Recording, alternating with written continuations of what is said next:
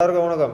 இனி நான் சொல்ல போகிற மறைக்கப்பட்ட சித்த ரகசியம், அதாவது சரஸ்வதியை பற்றி தான் சொல்ல போகிறேன். நமக்கு சரஸ்வதி என்னன்னு சொல்லி வச்சுருக்கிறாங்கன்னா, அவங்களுக்கு ஒரு கல்விக்கான கடவுள்னு நம்மக்கிட்ட சொல்லி வச்சுருக்கிறாங்க.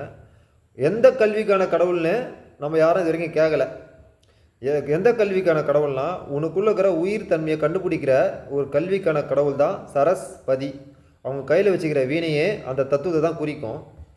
ஆனால் இந்த சரஸ்வதியை வெண்மை நிறத்தில் இருக்கிறாங்கன்னா, உன்னோட உயிர் ஆற்றலேருந்து உள்ள வெண்மை நிறையாக தான் நிறத்தில் தான் இருக்குது. அதாவது ஒரு சாதாரணமாக ஒரு தண்ணியை கொதிக்க வச்சாலோ ஒரு பொருளை எரிச்சாலோ அது ஆவியாக தான் போகும். அது மாதிரி உன்னோட உயிராற்றல் எந்த ஆவி நேரத்தில் இந்த சூஷ்ம சரீரத்தில் நிறைஞ்சி இருக்குன்ற தத்துவத்தை தான் ஒரு சமாதி ஸ்டேஜ் தான் அந்த சரஸ்வதியாக காமிச்சிருக்கிறாங்க. ஆனால் உண்மையிலேயே அவங்களோட பேர் சிரசு பதி. சிரஸில் பதிஞ்சு இருக்கிறவட ஆத்மா சமாதி ஸ்டேஜில் சிரஸில் பதிஞ்சு வெளியே போகும். அது பேர் சிரசு பதி. காலப்போக்கில் அது சரசு பதி ஆகிப்போச்சு, சரசு வதி ஆகிப்போச்சு. நன்றி, வணக்கம்.